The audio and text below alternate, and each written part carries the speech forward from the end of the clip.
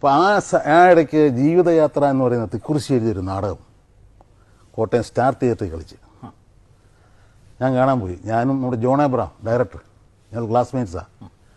ചിലപ്പോൾ അന്ന് ഈ ലിനൻ മുണ്ടിൻ്റെ കാലമാണ്.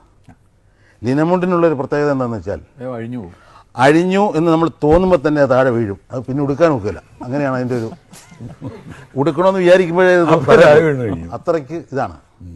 അപ്പം ഞങ്ങൾ രണ്ട് ഇത് ഉടുത്തോണ്ടാണ് പോയിരിക്കുന്നത്. ലിനൻ മുണ്ട് ഇല്ലാത്തവനന്ന് ആണല്ല.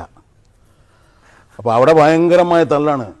തള്ളി തിയേറ്ററിൽ കയറി വിട്ടിരുന്നത്. അപ്പം ഇദ്ദേഹമൊക്കെ അഭിനയിക്കുന്നുണ്ട്. മിസ് കുമാരിയുണ്ട്, പ്രേം നസീറുണ്ട്, ജോസ് പ്രകാശ്, ഇവരെല്ലാം അഭിനയിക്കുന്നുണ്ട്. തിക്കുറിശ്ശിയുണ്ട്. സിനിമാ താരങ്ങളുടെ നാടകമാണ്. അതെ. അപ്പോൾ അതുകൊണ്ടാണ് ഈ കാണാൻ പോയത്. ഭയങ്കര തള്ളുവാണ്. അപ്പോൾ അവിടെ ഈ മെയിൻ ഗേറ്റ്, റോഡിനോട് നമ്മൾ കയറുന്ന മെയിൻ ഗേറ്റിൻ്റെ അവിടെ കിടന്ന് തള്ളി പിടിച്ച് അകത്ത് കയറി ഒരു പ്രകാരത്തിൽ ഇരുന്ന് കഴിഞ്ഞപ്പോൾ ഒരു അനൗൺസ്മെൻറ്റ് വരുന്നു. 2 ലിനൻ മുണ്ട് ഇവിടെ കിട്ടിയിട്ടുണ്ട്. ഉടമസ്ഥൻ ആരാന്ന് വെച്ചാൽ അടയാള സഹിതം വന്നാൽ തരാവുന്നു. അപ്പം ഞങ്ങൾ നോക്കുമ്പോഴേ പലരും ലിനൻ മുണ്ട് കൊടുത്തിട്ടുണ്ടേ. ഞങ്ങൾ നോക്കുമ്പോൾ ഞങ്ങളുടെയാണ്. അപ്പം ഇതെങ്ങനെ പോയി മേടിക്കും? അണ്ടർവെയർ മാത്രമേ ഉള്ളൂ, ഷർട്ടും. അല്ല, അടയാള സഹിതം ഇങ്ങനെ ചെന്നാൽ പോരെ, അവർക്ക് കിട്ടുമല്ലോ മുണ്ട്. അല്ല, പലരും ലിനമുണ്ട് കൊടുക്കാത്തതിനാണല്ലെന്ന്. അപ്പോൾ എന്നോട് ജോൺ ചോദിച്ചു എങ്ങനെ പോടാ. ഞാൻ പറഞ്ഞു ഞാൻ അടുത്തിരിക്കുന്ന ആളോട് ചോദിക്കാം.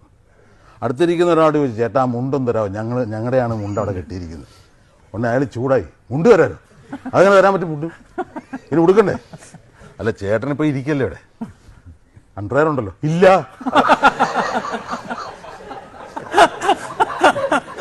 അയാൾക്ക് അണ്ടർവെയർ ഇല്ല. അവസാനം മറ്റൊരു ചേട്ടൻ എനിക്കൊണ്ട് ഇന്നാ കൊണ്ടുവന്ന് പറഞ്ഞു ഉരിഞ്ഞു തന്നത്. അങ്ങനെ പോയി മേടിച്ച്. അപ്പോൾ അത് അങ്ങനെയാണ് ആ നാടകം കാണാനിരിക്കുന്നത്.